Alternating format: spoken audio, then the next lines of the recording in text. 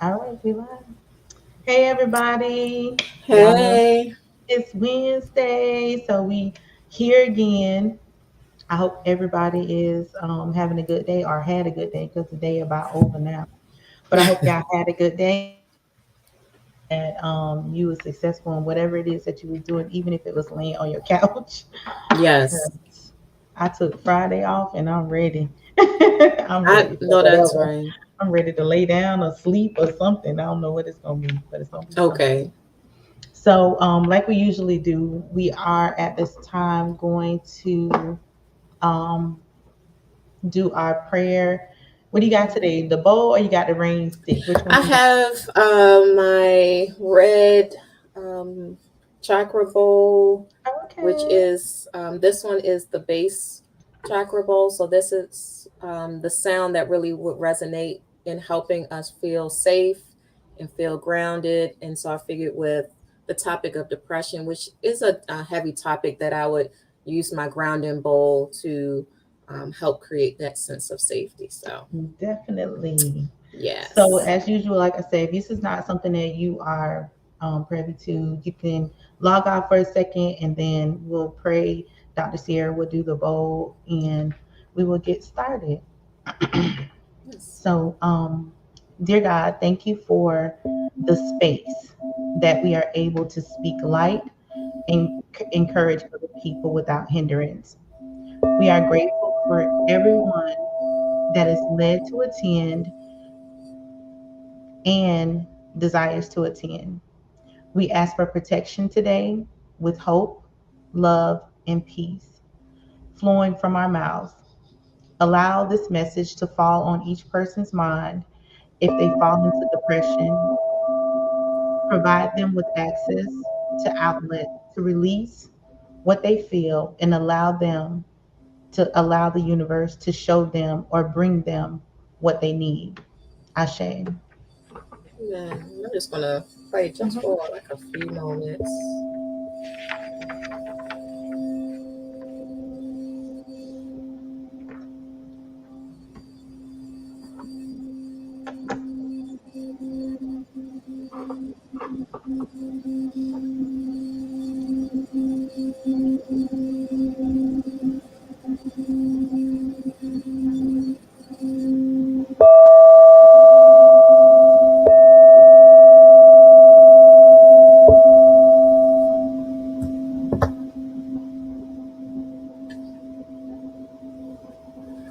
All right. Yes. Okay. So depression, like we say, it's a real heavy topic, but since it's getting closer, especially to the holidays, and that seems to be the most heightened time that people fall into depression. Not only that, we've had a lot of loss through the years. I don't know why my camera fuzzy, but it's just acting crazy, doing what it want to do. But we've had a lot of loss in the last couple of years. Not only that, everybody aware of what's going on in the economy as far as like rent has been heightened and all kind of stuff that's Yes. going on. So depression is it can come from anywhere, like it can come from anywhere. It can come from situational. You could be a person that never been depressed before, and now all of a sudden with all these different things, COVID, a lot of people lost family members, and um, just a lot of different things. Mm-hmm. So I'll start with you, Dr. Sierra. What does depression mean to you? Like when someone says that to you, what is the first thing that comes to mind? So depression is a disorder. It is also called major depressive disorder or clinical depression. And this is marked by a variety of symptoms that last at least 2 weeks. And then we kind of categorize the type of depression and give more detail based on kind of time periods and how long and things like that. But it's a variety of symptoms that I'll share more as we get going about that really can inhibit everyday life, from sleep to mood, to appetite. And so it's symptoms that happen most of the time, at least for 2 weeks. Right. and it interferes with multiple areas of your life. Like I said, work, sleep, eating, it can become just rampant. So, um, yeah, these are symptoms like irritability, like disturbance in mood, like being frustrated, restlessness, a sense of hopelessness, as if Right. things don't won't get better. Things are just you know basically life is not and will never be good to me, for me. Everything's out to get me. That type of pessimism and Right. hopelessness, and it's a persistent sadness. It's a sadness. By that I mean, it doesn't necessarily come and go. It's just something that seems to just kind of stay and linger Kind and of linger. lingers around. Right. Yes. And then Right. it can also be, excuse me, anxiety, or what they call just an empty mood, just kind of like blah, being there. It can be guilt associated, also loss of pleasure, just things that you used to enjoy no Mm. longer gives you that sense of satisfaction or that sense of joy. It no longer has that effect. Right. There can also be thoughts of suicide. There can be what we call somatization, which is like a manifesting of physical symptoms, aches, pains, Right. hurts as a result of what's going on mentally. So there can be a manifestation there. And then things like concentrating. And so I will say, and I know I'm going to pause so that you can share that these are not the same for everyone, these suppressive Right. symptoms. And you can have a variety of these symptoms, meaning you can have a lot of these symptoms, or you can just have a few of the symptoms. But most of the time, it's a combination of, who knows how many, depending on the person, but it's a combination of a lot of these. So I just wanted to say that not everyone has every symptom, Right. and it has the severity of all of them. So Coming what does together. it mean to you? It means a lot of things, but I mean, like in the simplest form, I wanted to, um, like, it could start from anything. It could start from life trauma. It can start from situational. It can be inherited. It could be learned. So it's so many things that depression come with, but it's also like you said, that loss of feeling, that numbness. Like you can't understand why you're upset. You can't understand why you're mad. It could come from self sabotage and just like creating Hmm. stuff because you don't understand Hmm. what this emotion is that you feel Yes. or how to get past it. Yes. Especially like it could last for 1 day, 2 day, a year, you know what I'm saying, depending on what type of depression you're dealing with. And I know pretty soon we're going to go into the different types. But I found one thing interesting about depression because it's in the top 5 of genetic disorders, genetic illnesses. So I was like, wow, that's really serious because we know now there's a whole thick book of mental illnesses. So with Yes. that being in the top 5 of them, that's kind of scary. Hmm. Yes. It is scary. And wow, you covered a lot there with like the severity. What a stat is One of the stats is that 1 in 5 Americans experiences a mental health condition, or lives with a mental health condition. And so that's Right. a big percentage, that out of every 5 people, you see probably about one, at least one of them has a mental illness. So, major Wow. depressive disorder and or clinical depression is real prevalent. And a lot of the times, um, especially for people that can be a bit functionable with it, like work with it. Sometimes you may not see someone that's depressed. That's why I said there can be a continuum of how it looks to the person, Right. in terms of how it's expressed. But Mhm.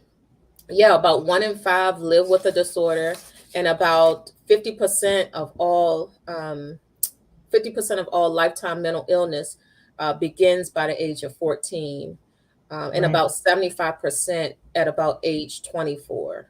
So a lot of what I've seen in clinical work, and the research shows this, is that it often begins in adulthood, but a lot of mental disorders, as you start to sometimes see them clinically around about 18. So when I did a lot of work in the college setting, sometimes people would be surprised Right. that that like all of this new onset of emotional mental illness. But really, that's when a lot of these feelings or a lot of these things start to really manifest. And I mean, major depressive and Maybe. other things. So, and then for children and adolescents, we know that they do experience depression, but it tends to look a bit different in children and adolescents. It Right. presents as a more irritability and a more low mood for children. So sometimes, this can upset parents and caregivers, the irritability, but sometimes that can be um, a factor in terms of how it looks and presents to them. So Right. That was my that's, question. What is the youngest age you think that depressive moods can start in? oh man, I mean, how young? I mean, I'm trying to think. I mean, it can go young. And I mean, Right. I think if you think about life experience and abuse, neglect, and Hmm. just the situations that children can be in, children can be depressed. So like I said, the way it looks can be different. So you Right. might see a lot of behavioral issues, a lot of fighting, a lot of biting, depending on the age, or Right. it looks a bit like that, more like defiance, Right. than maybe how it looks for the average adult. And Okay. so that's what we pay attention to when we're working with children, or parents can pay attention to, is that mood, because that's often how it looks Through through the the child. through the Hmm. child, is just just being irritable, hard to soothe. You try to comfort them, and it's just hard to regulate their feelings, help them regulate themselves, just hard to bring them down from a Right. heightened state. Yeah. Right. I think one of the scariest ones for me is postpartum Hey mom. because, hey, Let's see, it's my mom signed on. Hey mom. hey, mom. But I think postpartum in children are like the hardest ones for me to detect because like postpartum is like after you have a baby, so everybody is having a beautiful time and the baby's so Mhm. cute and all these different things, but then the mother goes home and she's suffering. You know what I'm saying? And it's really hard to get people to understand that I'm hurting, but I don't know why I'm hurting because I just had this baby and I don't understand. So, what's your view on postpartum?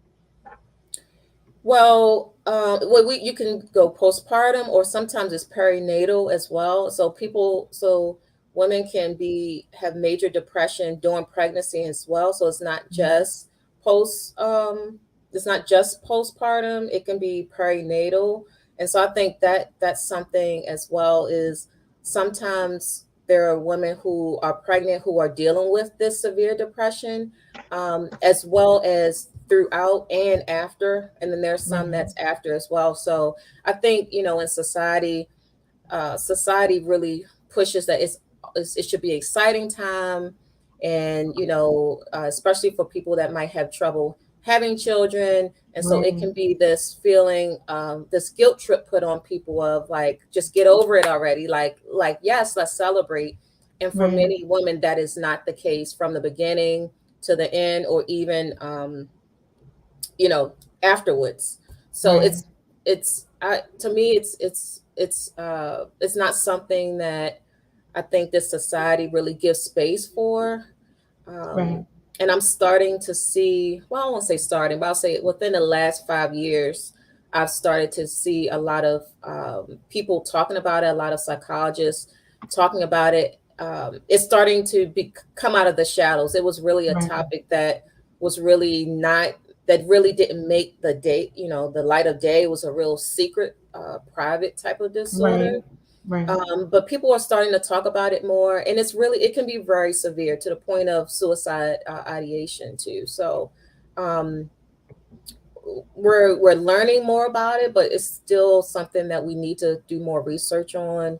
And Right. so, if there's any students out there or any researchers, that this would be a great area to do some research on. But people are starting to talk about it more, and I think a lot of people in social media, a lot of stars, a lot of people with influence are starting to talk about it as well.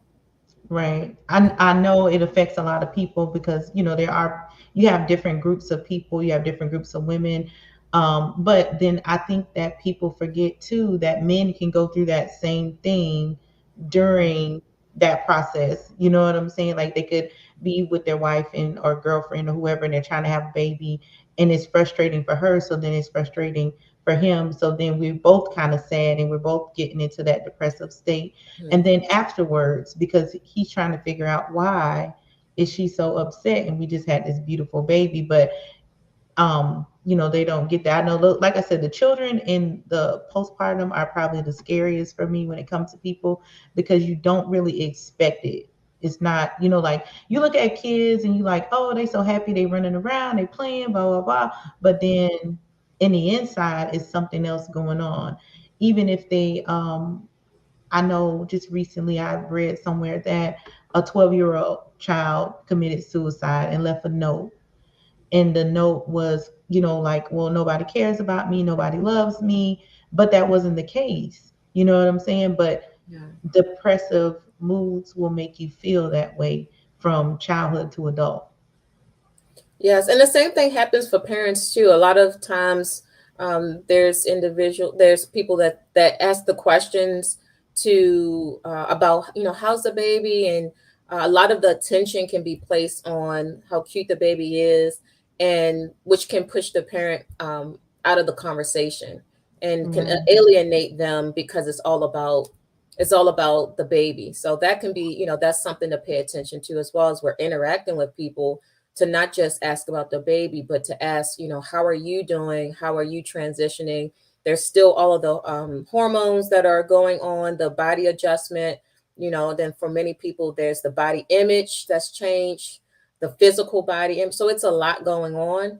And then, oh gosh, if you just add other things, like if the person's in poverty, or, all of the other socioeconomic things, it can be difficult. So that's just something for us to pay attention to as we're interacting with people as it relates to perinatal or postpartum, is how can we listen and give space for that person and not just the cute baby that's there. Right, definitely. So what about trauma? Because I know, like I said, right now, people have lost a lot of loved ones due to COVID and all different kind of stuff that has happened over the last couple of years, wars and just different diseases coming around. And how do you believe that's affecting the world now, like when it comes to depression?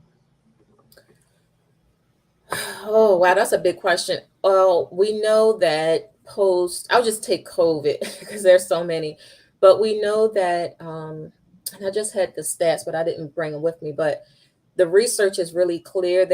Researchers have been doing really studies from the beginning of, well, sort of like as COVID has developed, on the results. So we know that suicides are up. We know that alcoholism is up in Mm. terms of usage, and we know that drug use, specifically opioids, fentanyl, prescription medications, are on the rise. Right. And so there's some developed, a year and a half, 2 years of research that it's very clear that drug use is across the board is on the rise.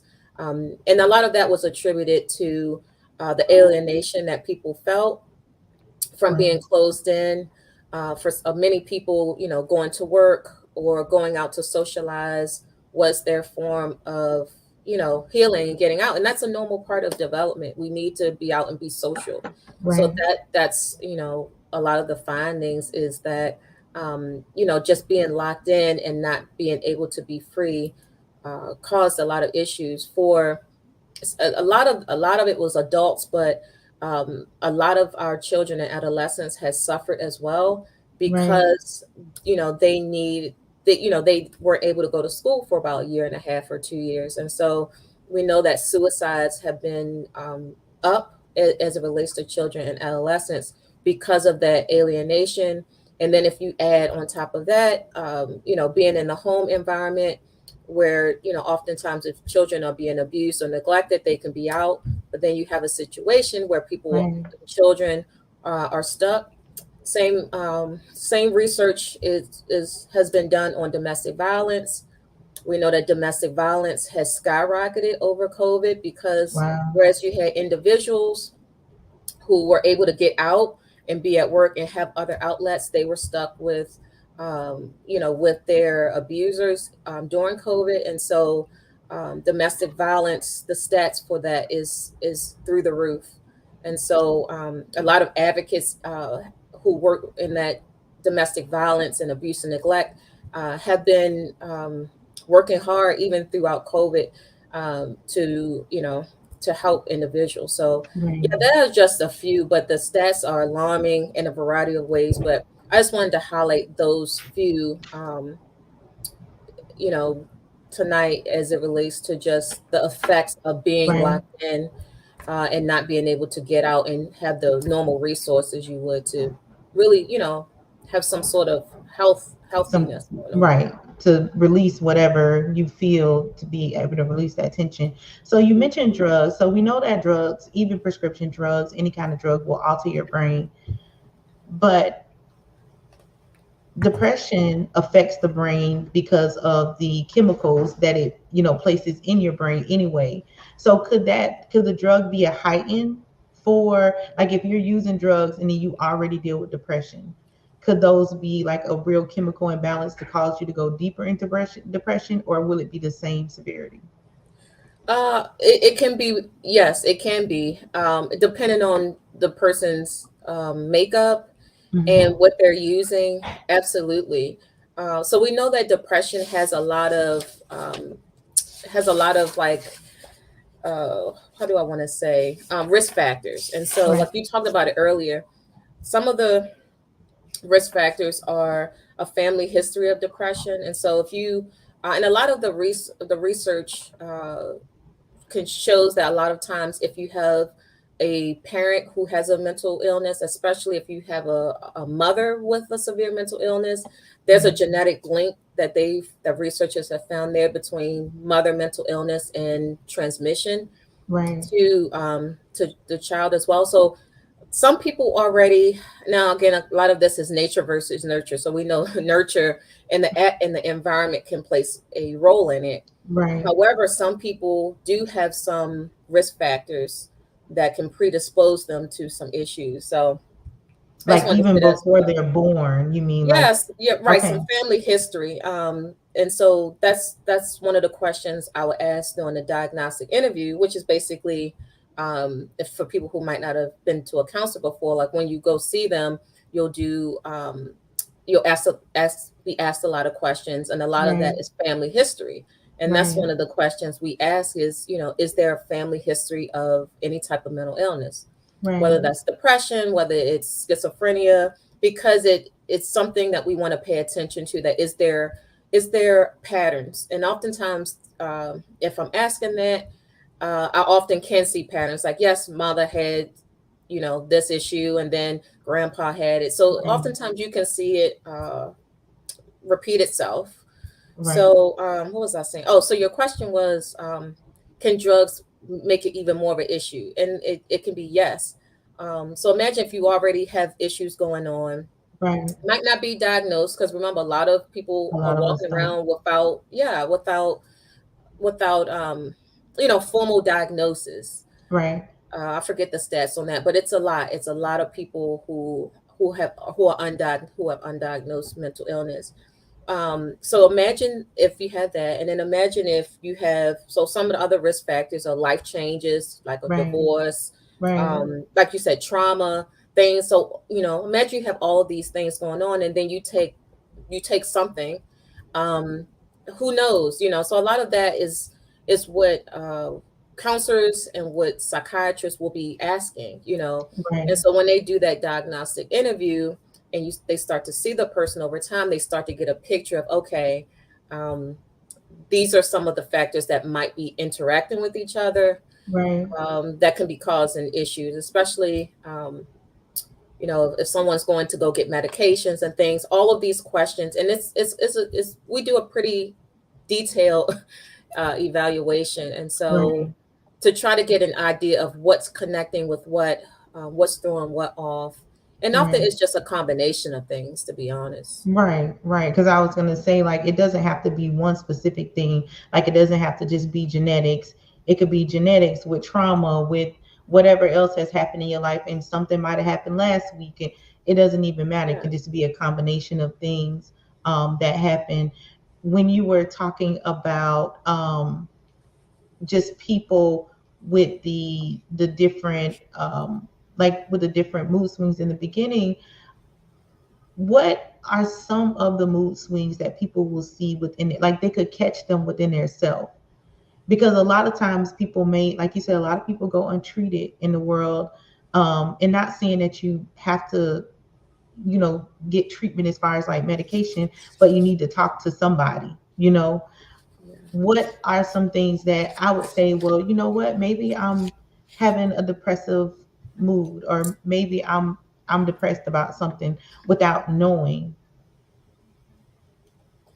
Yes, that's a good question. So you would, there can be a variety of things. This kind of goes back to what I was saying earlier, is if you feel like, it can be, I don't want to say it's simple, but when I say it's simple, I mean, if you're just looking at yourself and feeling like something just feels off, Right. that's something that I've said myself and other people say, like, you try to pinpoint it. You're like, I don't feel, I feel off, or I feel like I'm not myself, Right. so at the basic level, that can be how it starts. Like, I just feel imbalanced.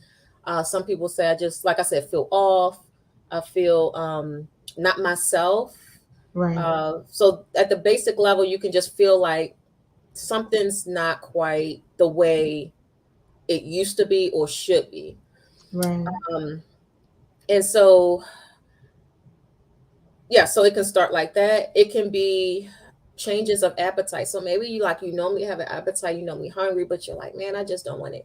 I'm just not Right. hungry. I don't want to eat. Like, and it can be persistent. Like, it's not just, It's an all the time we thing. all, have our moments where we just not hungry. Like, that can be Right. normal.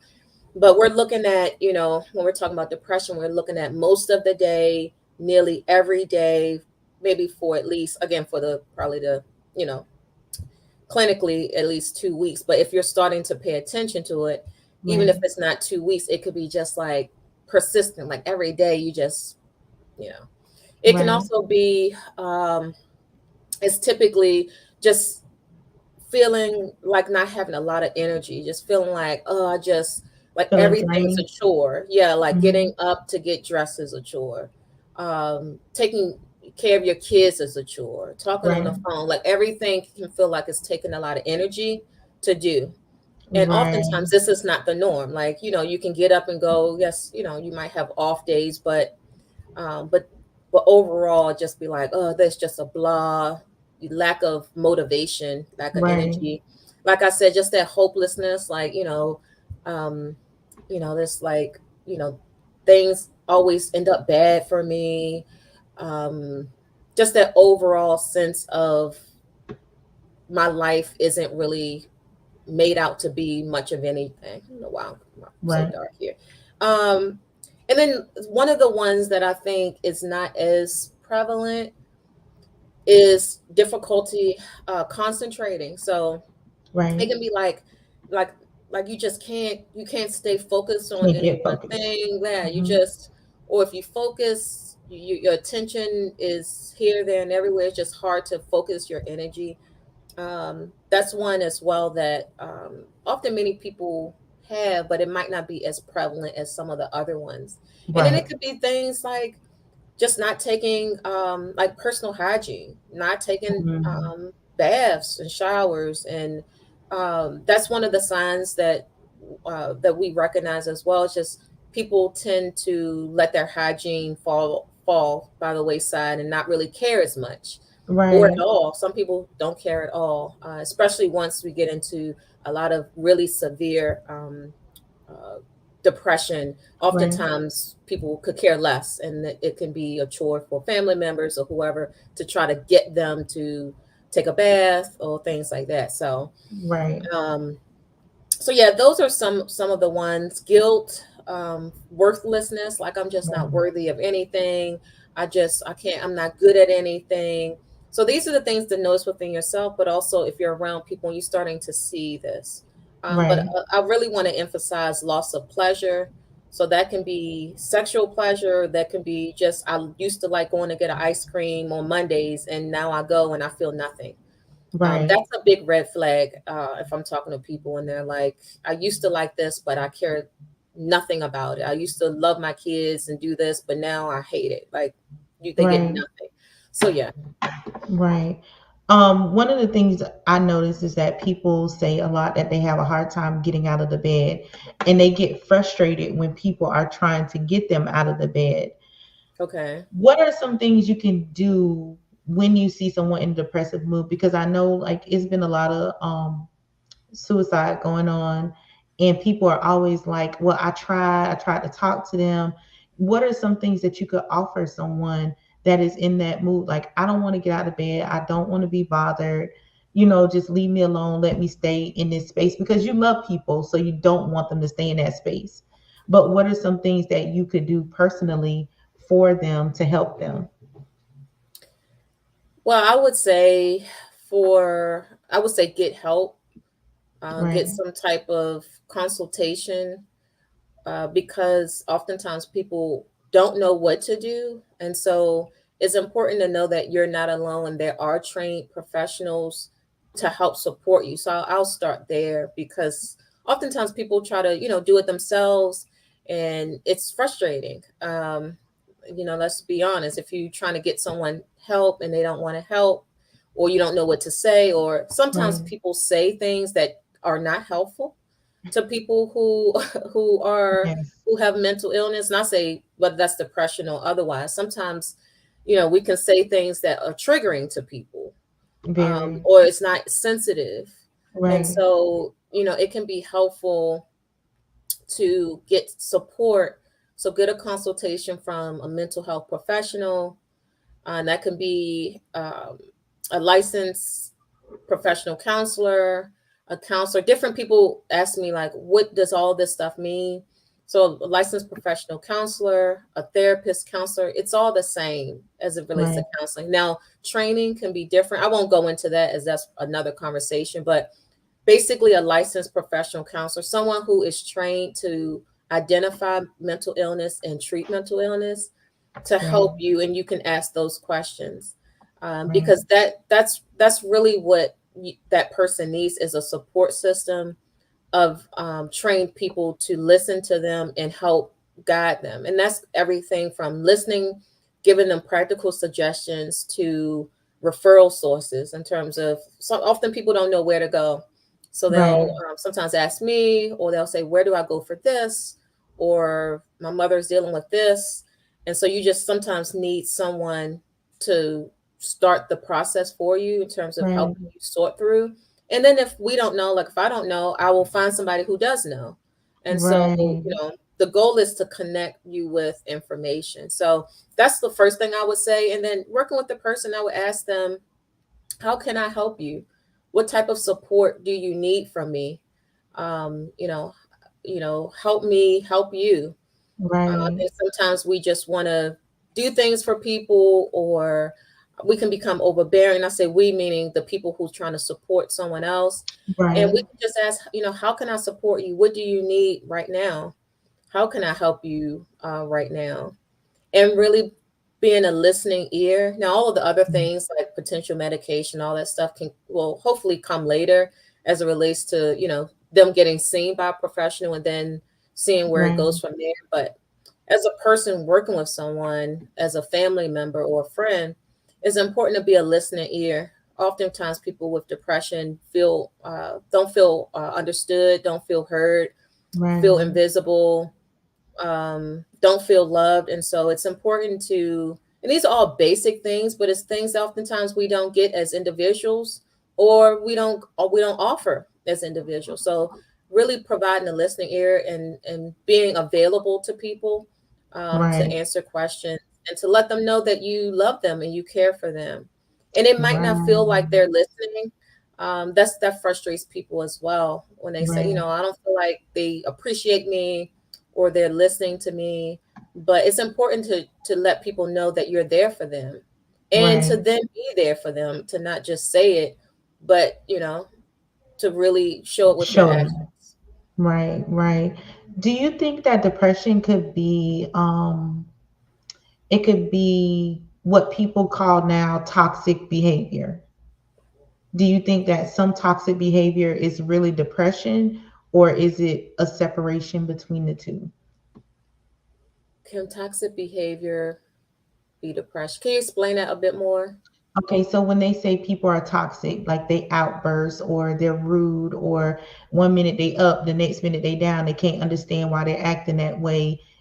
Do you think because so many of us go untreated, or we don't gain an understanding of what depression is, we're calling a clinical Hmm. situation toxic, and it's not toxic, it's just they need that help. I think so. I think it can be. I do think some people know better. Some people are intentional Right. on being a problem and causing Right. problems.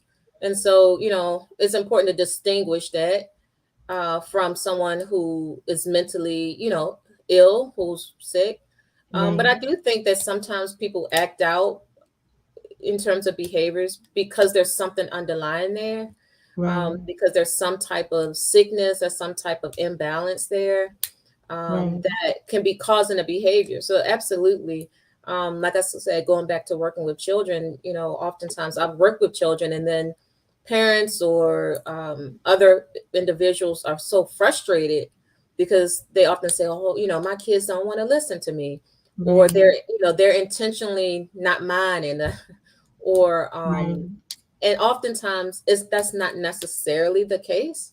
It's oftentimes something else going on that, as I'm working with them, I identify what's going on. And Right. sometimes uh, the other individuals have no clue that what's really bothering them. They just see the behaviors and judge them Right. by the behaviors and not by really what's going on. And What's so really that's happening? that's that's the work that individuals can do, parents can do, friends can try to do, and that's where the listening comes in, to really try to see past the behaviors. And that's going to come from listening, to say, is there something else, is there something going on that I'm not aware of? You can ask that Right. question. Am I missing out on something? Do you feel heard? Do you feel understood by me? Do you feel that I Right. understand you? What am I missing out on? Help me understand what's going on. So hopefully you can get that. Sometimes you Right. won't, and then sometimes it's people like me that ends up getting the information, and sometimes I don't. So there's Right. different ways to try to support people, but yeah, oftentimes it is something else going on.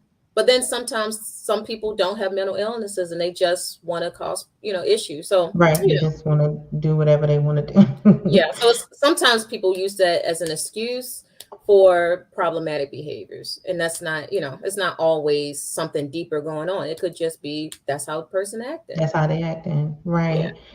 When it comes to are there steps of depression before they get to suicide? Before you are these like constant thoughts in your head, or some people have suicidal thoughts and some people don't? Like, how do you know like a person is heading towards that part where they want to hurt themselves or hurt somebody? I think a lot of times that goes to the symptoms that I was talking about earlier.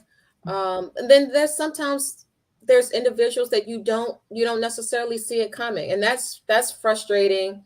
Excuse me, I'm trying to fix the lighting. That's frustrating for many people as well, because sometimes they're like, I didn't see the signs, Right. or because some people can hide their illness well. They can hide Mm. it well, but oftentimes the signs are there.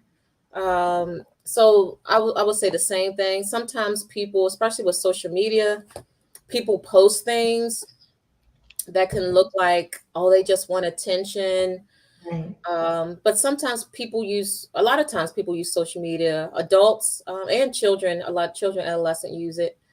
So it can be the same thing, it's just kind of seeing someone with that, that mood, that sadness, um, that loss of interest. So if you find, sometimes you might find or interact with people and they might go off the grid. You might not be able to see them for a while. Right. They might not be interacting like usual. So a lot of what I'm interested in as a mental health professional is the baseline. So I'm really interested in knowing how are you normally, like how's your normal behavior and what's Right. changed, so that I can see the difference. And so it can be the same for any individual. You know that someone's normally a certain way, but then things just start to not add up in terms of how their original behaviors or energy is, if you want to use that Right. word. So, um, oftentimes there are signs though, but different people, I will say, people show depression differently. Right. It doesn't always, for many people, look like um, What it looks like to being in, on the like more, paper. yeah, the more severe. It doesn't Hmm. always look like that, and that's what shocks people often when it comes to if someone dies by suicide and they are shocked because they like, I just saw them or they were working. So some Right. people can be a bit functioning in quotes, meaning, where you might be seeing them, but they can be suffering severely. So Right. yeah, I would say the signs can be I, the same. I know I'm having you talk to death, and I apologize, but you have Okay. great knowledge on this. That's I okay. have another question. Why do you think people hide it? Why do you think they hide depression? The stigma related to talking about it is more prevalent now.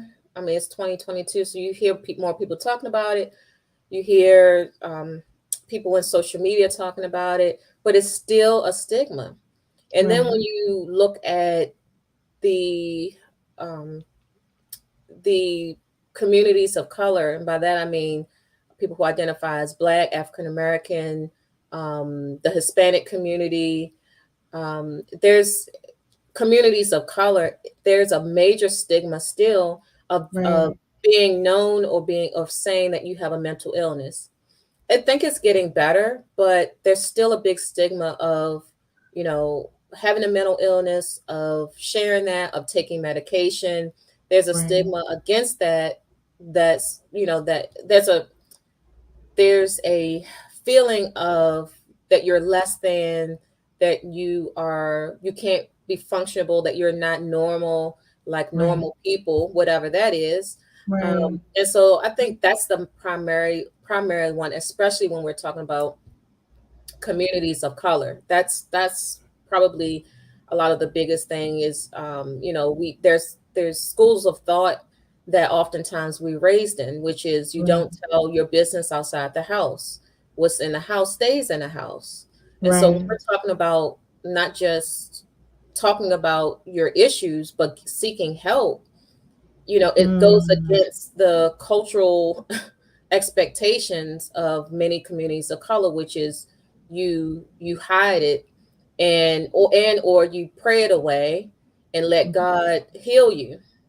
And Right. so, you know, I feel like I'm one of the most spiritual people out there. However, there's space for prayer and for mental health support and medications as well. But that's a Right. major one, especially for people who are in the church atmosphere, um, Mm. deep, or whose family is in it deep, and the message is, either something's wrong with you or pray it away. And that's a horrible way to be, because then you think, you have the stigma of something being wrong You're with you. And afraid.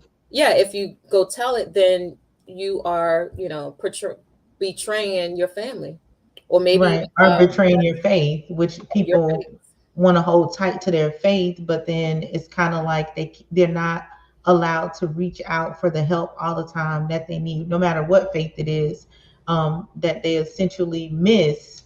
And then we have people saying, like, I didn't even see it coming. Because when you said the stigma, what is the stigma? Is it that, I know I hear people say, oh, well, they just crazy. You know what I'm saying? But really, they're not crazy. They are just feeling emotions that they cannot sift through. You know what I'm saying? Like, you and I might be able to sift through things um, in our life, but it makes me think, like, it makes me go back to when my daughter passed. I could not sift through those emotions, you know. All I knew is I didn't want to talk, I didn't want to see nobody, I just wanted to lay in the bed. You know what I'm saying? Like, I just knew those things were happening. I know it was like crying here and there. And even sometimes now, like on her birthday, I might get a little teary eyed, or Mother's Day, I might get a little teary eyed. And I think people like, oh, well, that was a long time ago. You get over that. But those feelings are still there for people. Absolutely. And I'm so sorry for your loss. Totally. That I'm sorry for that.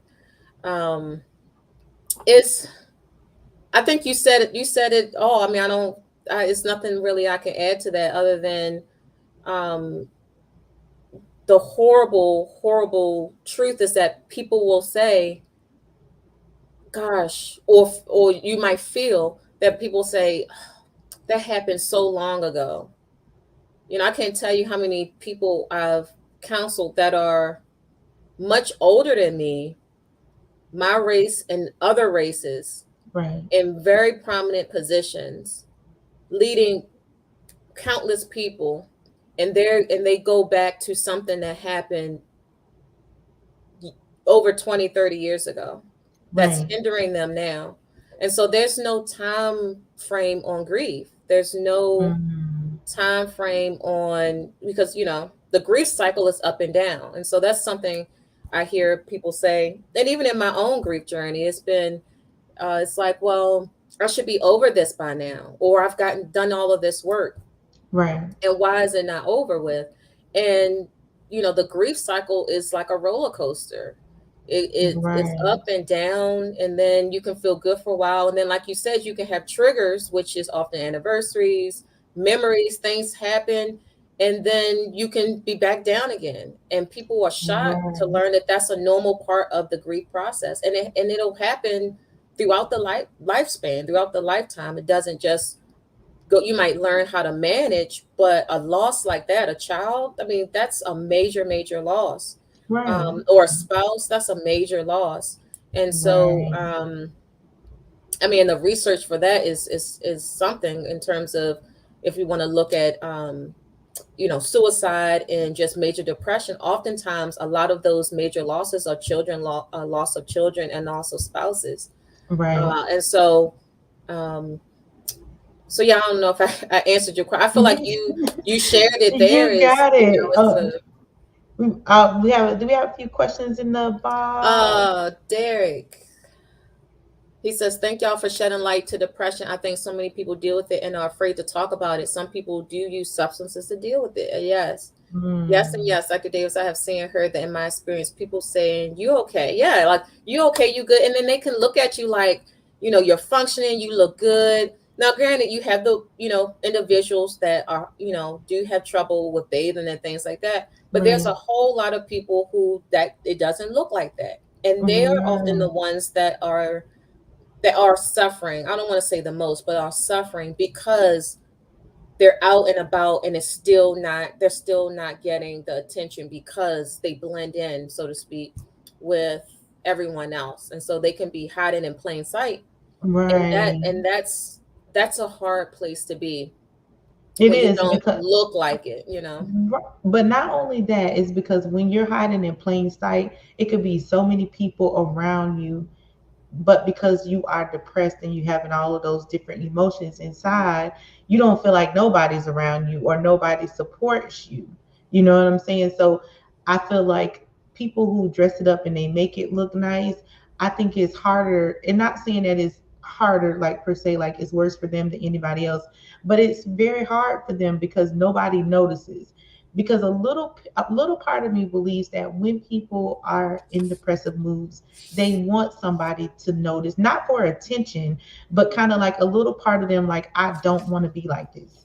Like, I Oh don't yeah. want to, be stuck in the bed. I don't want to have these up and down mood swings. I want to be who I want to be. And this is not what I want to be. I'm not going to say normal, because what is normal? Like you said, well, we don't know what normal people are, because nobody's normal. But I want to be who I want to be. I want to be able to function as they view everybody else, because a lot of people deal with a lot of things that we don't know about. You know what I'm saying? But as they view other people, they want to be, I want to be like that. I want to say this. I want to do that. But I can't. I just can't today. So it's like they have to hide, but you have to hide and then feel that need to scream. So that's a Yes. whole emotion in itself. Right, that push and pull, especially if you're someone that has a lot of responsibilities, you can't just we feel like you can't just go away. You have children to take care of. You gotta pay the rent and so a lot of people who are dealing with issues can't just, you know, disappear. They have a lot of Mhm. pressure on them to deliver and a lot of people to take care of. And so you Right. add that, on top of feeling invisible, but yet you're in front of everyone. It's a hard place to be to balance, and that's why I am such a big proponent of mental health support, is because you need someone to help shoulder that burden. Right. And I mean, you need mental health support because you have someone who's trained to identify and help you clinically with these. Right. Nothing wrong with getting support from pastors, but unless they're a licensed professional counselor, they're not trained to understand mental illness and address it, even if they do understand it. So Right. this is where I have to be I have to make a point to say that there's nothing wrong with getting support from other people, your friends, but when you're dealing with mental illness, please see someone who's trained to deal with it. Right. And a lot of the research is showing now, which is a whole nother topic, is that um, which is my clinical interest, which is mental health support through spiritual communities, specifically Mhm. the Black church, is that now our pastors are starting to share, and the research is clear, is that they're overwhelmed because oftentimes communities of color go to the pastor because it's a safe place, and then historically Right. that's where we went. The pastor, the church was Right. the hub for everything. But now we're starting to see the mental health of our faith leaders becoming severe, and they have their own issues, but Right. they're not trained to manage this. So I say that to say I know a lot of our population either works with communities of color, or they are communities of color, that nothing's wrong with getting support, but understand where the boundary is. And then if you Mm. are a person who works in a spiritual community as a minister, understand where your boundary ends and when you need to Right. refer people to appropriate support. So anyway, I just that's something I No, had to that's say. good. That's good, because it's even the same with coaching. Like with me being a mindset coach, I can motivate you to anything. You know what I'm saying? But there are some things that people come to me with that I have to refer them to someone else. You know what I'm saying? Because Mhm. I'm not trained in that area to be able to support you in that. And you need something deeper than what I could give you. Like, I can get you deep, and you want to go forward, I'm going to get you there. You're going forward, but that some of Yes. that deep stuff that's behind you, I can't do that. And it's hard for Right. people to understand that, because they're like, well, we did this and we did this kind of activity and Yes. this helped me with this, but there are some things that I cannot, as a Mhm. coach, do. Right. One more question and then we're gonna go off. Is there, because I know people are very afraid of medication, I myself am not big on medication, so I can't even swallow pills. So of course I'm not big on medication. Mhm. But is there something that is holistic that a person could do, or is there some kind of, even because I know like medication for some is like, no, I'm not taking any medication, but I want that help. Is there something for people like that out there? Yes. So I will say before I say that for some people, my stance on it is get the support that's going to help you. That's my stance. So I am holistic. So whether that's medication that's going to help you, get it. Mhm. If there's something else, get it. So yeah, I'm not a team medicine only, and I'm not a team everything else only. It My stance is be get an evaluation, talk to trained people, and find the best solution for you. And so research does show for some individuals that the combination of medication and therapy is the perfect match. Right. Because for some people, I say some, because for some people they need the based on the chemical makeup of the brain, they need the medication to regulate the inside, to regulate the chemical imbalance. And Right. then so if you have for some people, if you have the medication internally regulating the chemical imbalance, and then you have counseling that's processing that trauma, that grief, we know through research that that can be a perfect match for many people, not all but Right. many people, attending to the biology and then the mental. Right. However, medication isn't needed for all people. So if you don't take medication, I would say that at a basic level, working out is extremely important. We know that working out, whether that's on a treadmill, whether that's walking in the park, whether that's whatever it looks, physical fitness looks like you, we know, I mean, there's tons and years of research that shows that physical fitness releases the endorphins in the brain that gives you pleasure. So the same pleasure you get from eating that, chocolate cake, whatever, whatever that thing Right. is, the same neurons are fired it's the same uh, dopamine hormone is released just like that when you work out. So that's a question I ask people is, are you physically fit? Now, you don't have to go run a marathon, but some sort of daily activity will give you the same benefit of that feel good hormone. So working out, sound, I'm a lover of sound. So whether that's sound healing, I'm a proponent of binaural beats, sound healing. There's different sounds that we know can attune to different components of the body, that can touch different organs in the body, and this Right. is sound. So we know that sound can physically heal cells within the body that cause sickness, which Right. the research there is absolutely beautiful. I mean, you can actually see when sound is put on the body, you can see cells start to become regenerated under microscope. So it's Okay. there. And then I'll also say eating well is helpful. I know it's not, a physical fitness, but you'd be surprised how many times I talk to people and they just don't eat, period. Right. From children to adults, as with, tell me your typical diet. And this like, it's either horrible or it's nothing. That's important. And Mm. then sleep. So these are all things we typically hear, but it's things that people don't do at a basic level. So how's your Right. sleep?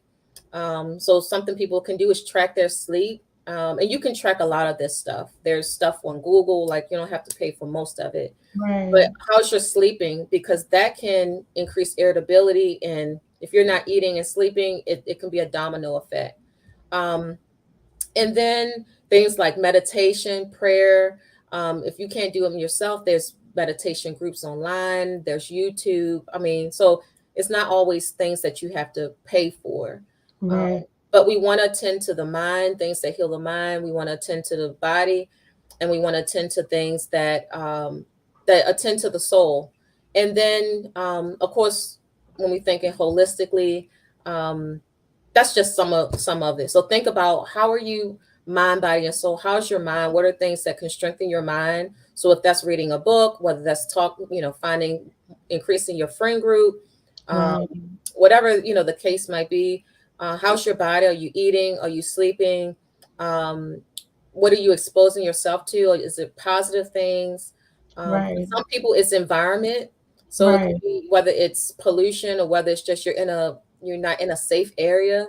Right. And then, there's other things that can cause it as well. But yeah, thinking about how you can tweak your lifestyle even at those basic levels, because those things if I'm doing a diagnostic interview, oftentimes the person's like, I'm not sleeping, I'm not eating, I Right. don't have a, support system.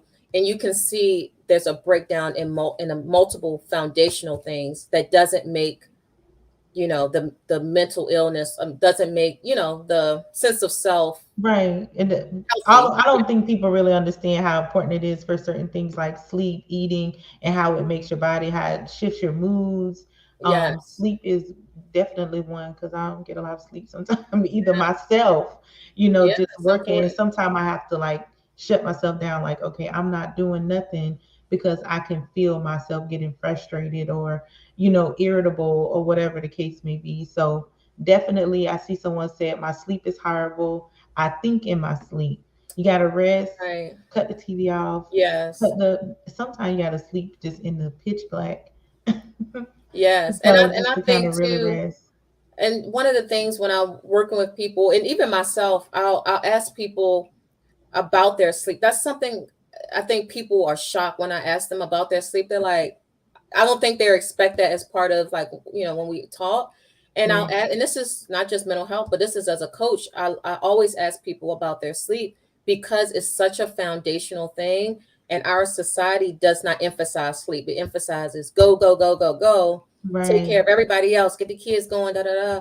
But it does not emphasize rest like like other cultures that does. And so I often most people tell me that their sleep is a problem. So then I'll think and I'll talk about how can you create a sleep routine. So some right, people turn off the TV and go straight to bed. And so, I mean, there's research that shows about, our eyes on screens and how long it takes. I think it's 20 to 30 minutes. I forget the research of how much time the body needs to decompress the right. mind from objects to then get into the mode of sleep. So it's things Exactly. like, can you spray your bed with essential oils? Can you turn on relaxation music? So there can be a whole regimen that you can create for yourself. So maybe Right, you turn off the TV. I think they say about an hour before you want to go to bed. I think it's a recommend. And maybe you take a bath while you listen to your music. So I try to layer things so right. that by the time I go to bed, my mind's like, yeah, we've been in this mode for about an hour now. So yeah, those are just some things as well. Someone said, I can't see your names, it just says Facebook user. I take my medication here and there, but I still be depressed about my trauma, etc. So do I go to counseling so the medication can help instead of taking it? Um, yeah. So what I had did have a note is it's important to pay attention. One of the questions I do ask people is, uh, are you on medications and are you taking it consistently? Right. And oftentimes, what I find is that oftentimes people will feel, I'm not sure if this is that person's case, but just from my experience, oftentimes medication, people will start feeling better after a while. And then they'll feel good and they're like, I don't need my medications.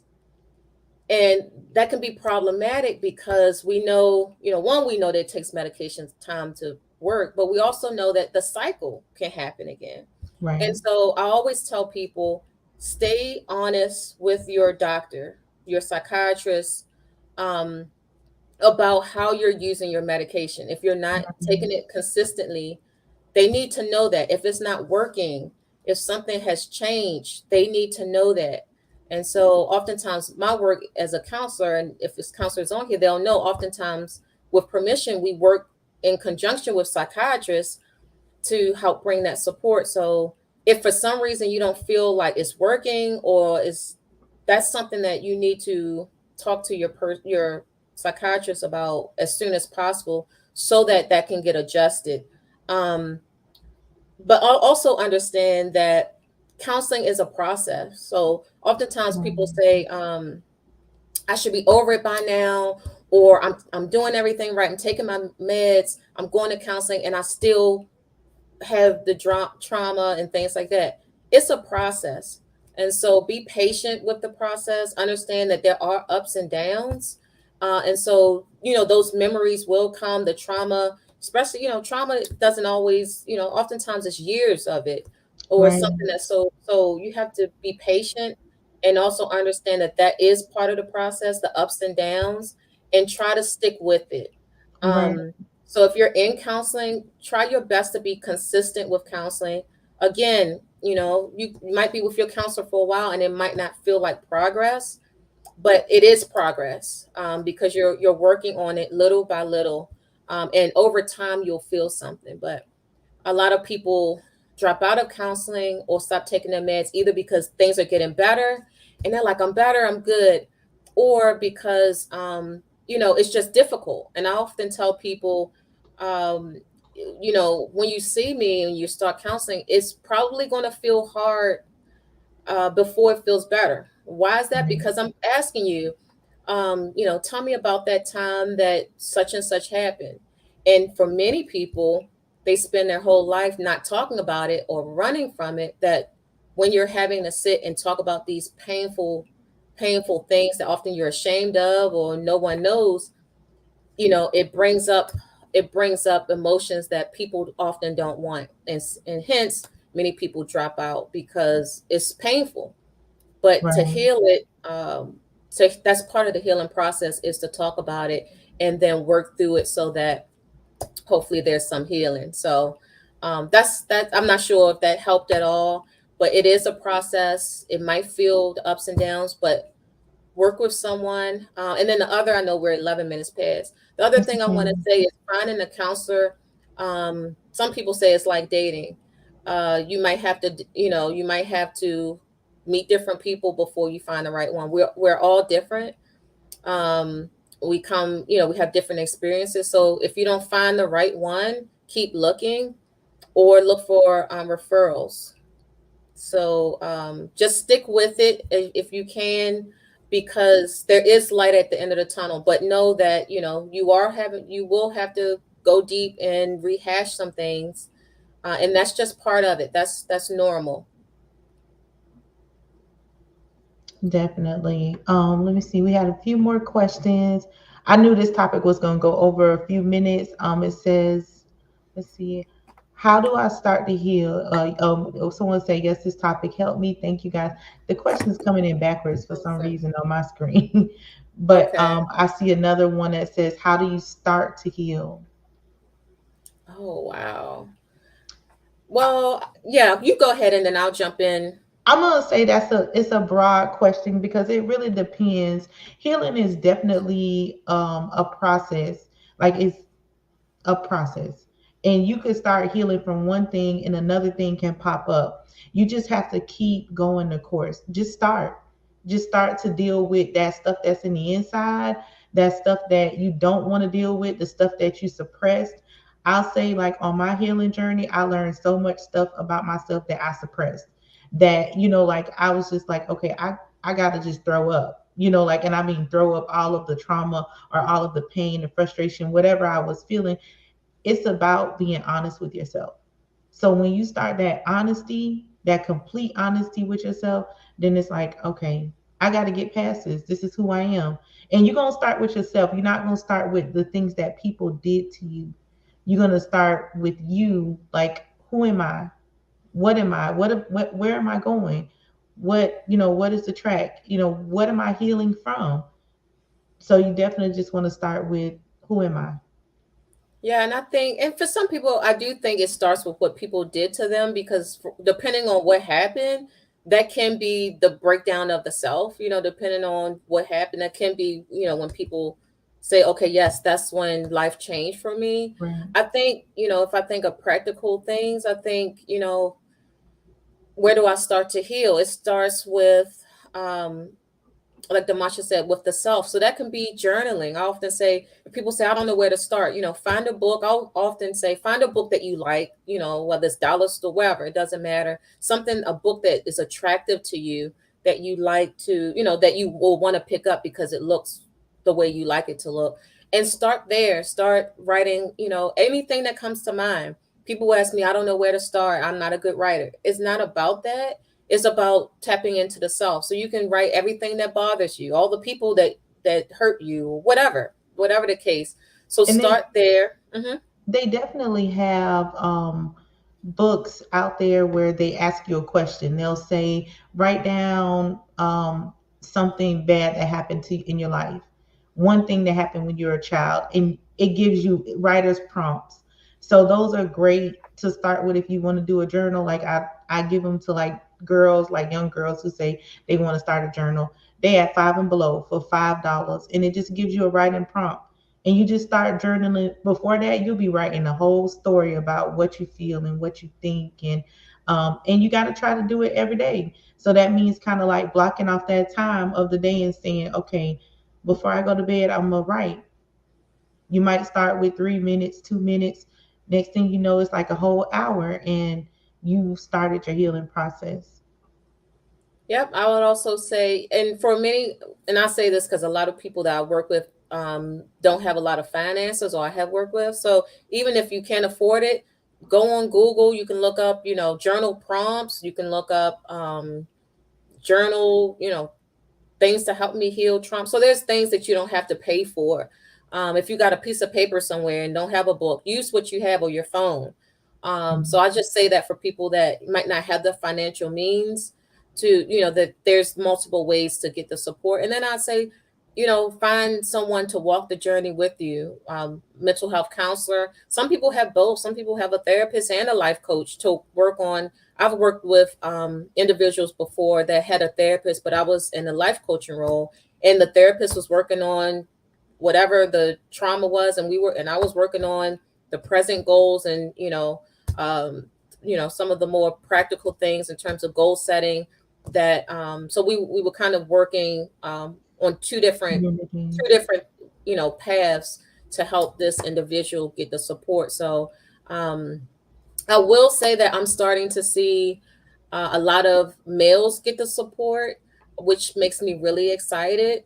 Right. Starting to, value themselves and take the time. So I just want to put that out there to the men watching. There's such a stigma for men to get support. So understand there's a space for you, whether you work with a female or a male. Right. There's space for you as well. So I don't want to leave the men out, because that's a whole nother conversation as well of Right. stigma. Before we go, Dr. Sierra, can you provide your information just in case somebody wants to reach out to you as far as, they want to. Yes. Yeah. So I looked down because I didn't have my so yes, you can find me. So currently I'm in a life coaching role where I can't find my little card here. But right now I'm in the life coaching role. I'm not seeing clients. Any other time I'll have, here we go. I'll have my info. I'm seeing clients for life coaching right now, and not mental health services. I can't find none of my cards. But you can find me at holisticsoulcareonline.com. That's my website. Holisticsoulcareonline.com. I think I'm saying it right. I know it until So